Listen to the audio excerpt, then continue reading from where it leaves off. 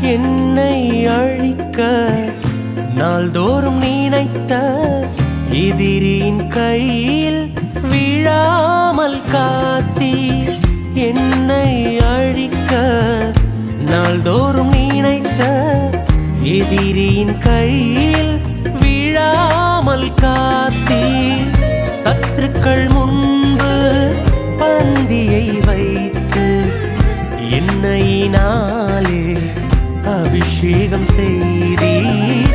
சத்துருக்கள் முன்பு பந்தியை வைத்து எண்ணெயினாலே அபிஷேகம் செய்தீர். என் அலைச்சல்களை